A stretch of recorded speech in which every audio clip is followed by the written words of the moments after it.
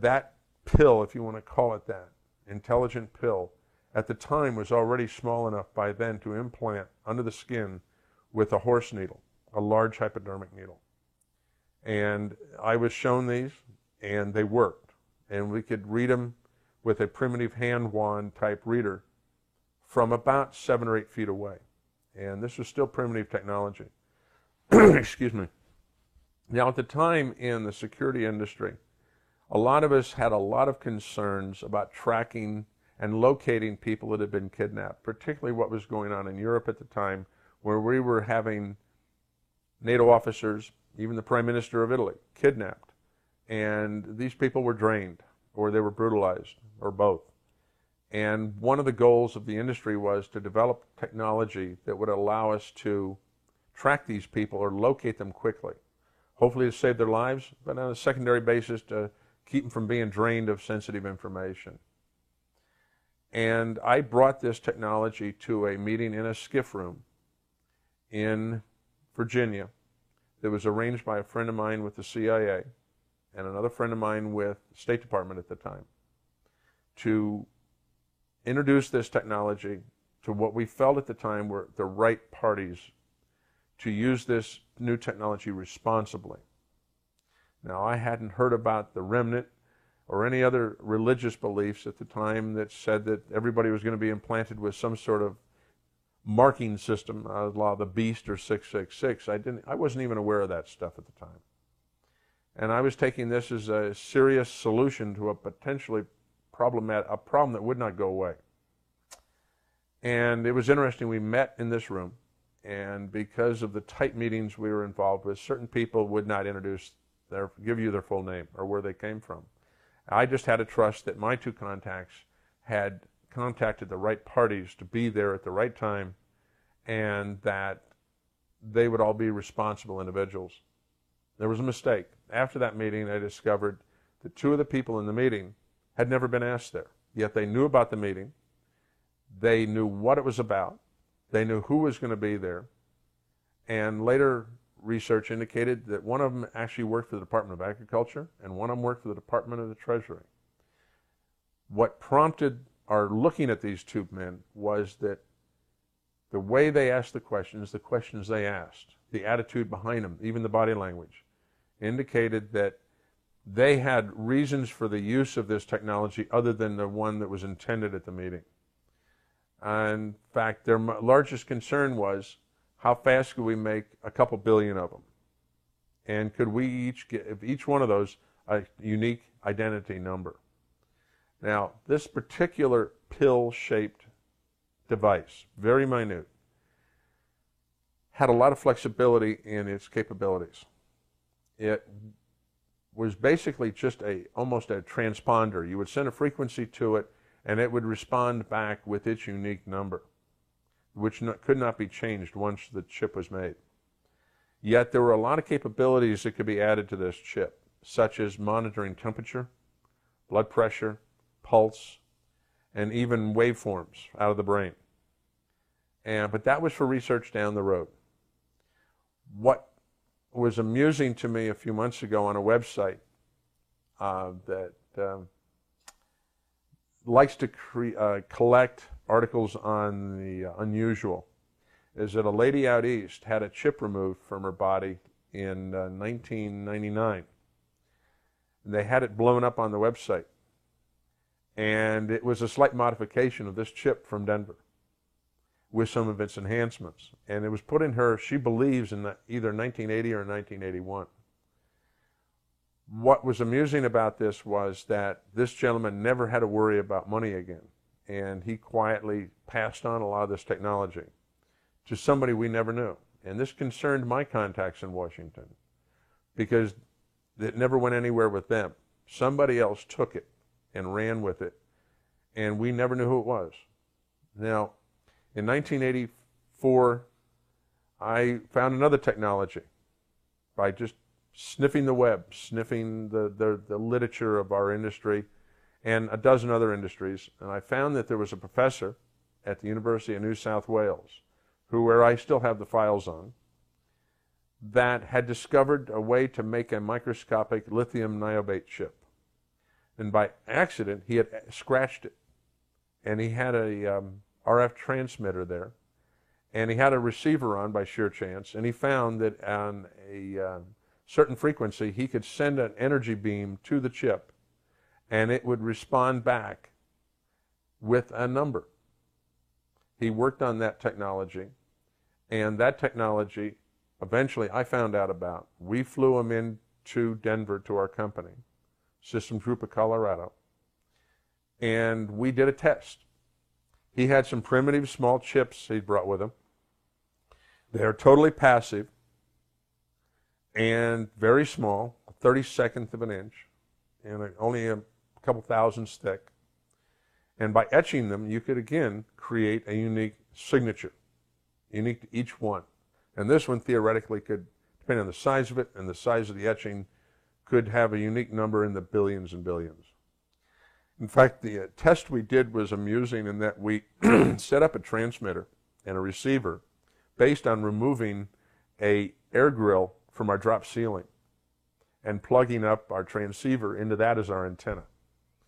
And we were able to read that thing glued to a little piece of cardboard from 100 feet away with a piece of grill out of a drop ceiling, which is a pretty primitive antenna, because we didn't know what frequency it was dealing with, so we had to come up with some kind of instant generic antenna.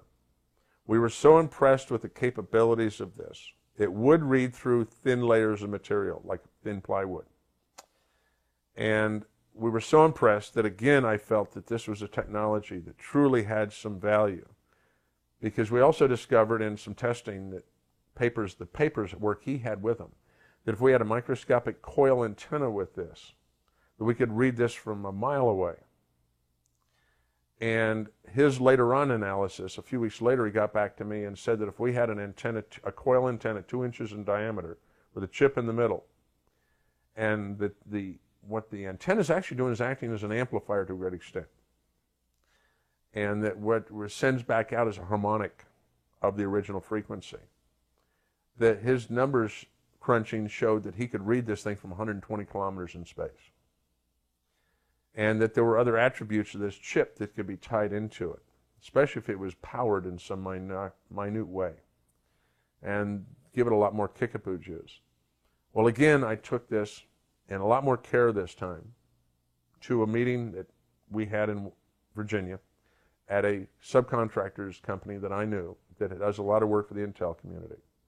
This time I had the director of security for all of State Department there, and again, a good friend from CIA. Again, we had, at the last minute, people walk in the door with the right credentials who we didn't know who they were exactly. It turns out, again, we had people, 2 this time again, who after the meeting, we realized shouldn't have been there. And yet they had credentials that were awesome. Because it turns out afterwards I found out they had never been called by my 2 contacts. Yet they knew about our phone calls. They knew of exactly what time, what place, and what we were going to be talking about. And supposedly my phone calls were made over secure phone lines. What concerned me more about this particular event was that I have in my records again the name at the time of the head of security at State Department.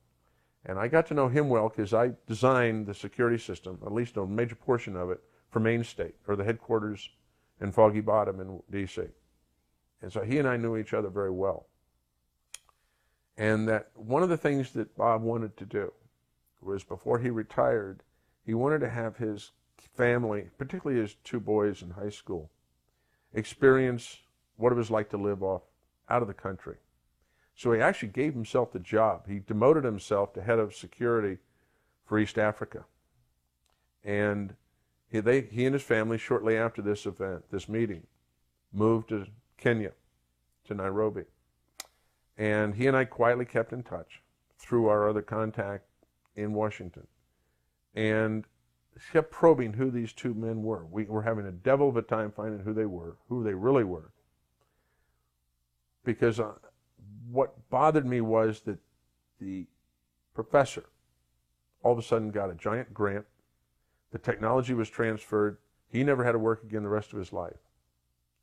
And a friend of mine in San Francisco, who I had quietly told about this technology, because he was involved with other aspects of national security and tracking people, he got a project to do a physical security system, access control, cameras, intrusion monitoring, everything, the works, for a little company in Silicon Valley.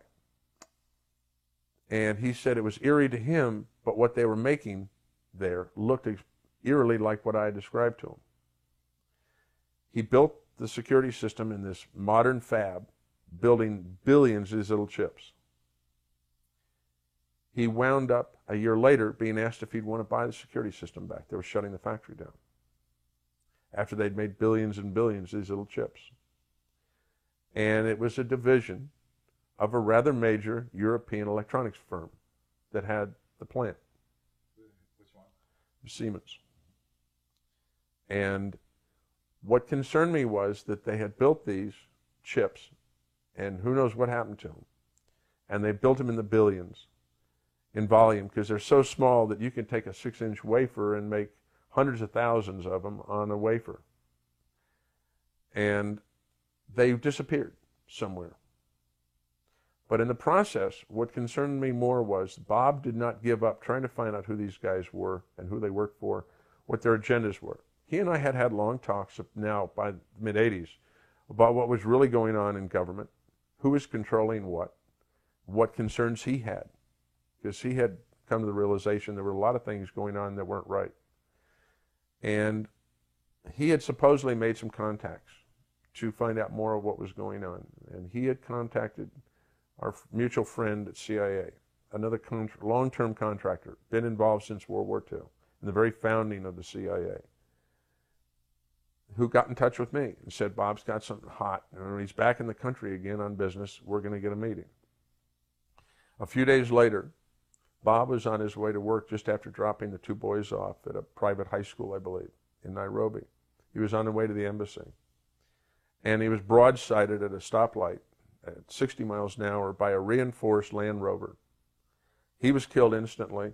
The Brit that supposedly was drunk at 6 in the morning, 7 in the morning, was taken to the hospital and immediately disappears. And all the evidence he had given in the way of documentation was proven to be phony as to who he was, and Bob was killed. And it was a hit. And it's always concerned me today that he had gotten a little too close to who had been involved with this implantable chip technology. We'd been trying to, for a couple of years then, quietly trying to find out who had been doing it without our government realizing it was going on. Because whoever it is has got total ability to penetrate anytime, anywhere, our government, and locate what is going on instantly. Who do you think they are? Research since the early 80s on my own and with some friends indicates that we have at least 4 power groups in the world. They have wealth beyond all imagination. They have advanced technologies. They have taken over various programs, particularly black programs, within our government and probably even the Russian government and the Chinese. Their politics to them, as we know it, is not the same. And they have agendas totally unlike what our governments, we perceive our government's agendas really are. And that they are able to track unbelievably what's going on around them at a minute level. And who these people are, my friends and I have given them names, but they have no relevance to what they call themselves. We just simply call them the 4 horsemen. And that these horsemen work together at times, and they work against each other at times. There's an ongoing battle between them at a low level to who's going to be top dog in the world. The one commonality to all 4 appears to be an absolute desire for control of everything and everything. And that some of them have different bases for this. From the point of view of it, each of them has their own philosophy. And that core root philosophy guides them supposedly in their actions. And we believe that this is what was causing a lot of strange things to happen in Nevada that we were experiencing, and on a strange way correlates also with what happened with these implantable chip technologies that I personally brought, now I look at it, to the wrong people in the government.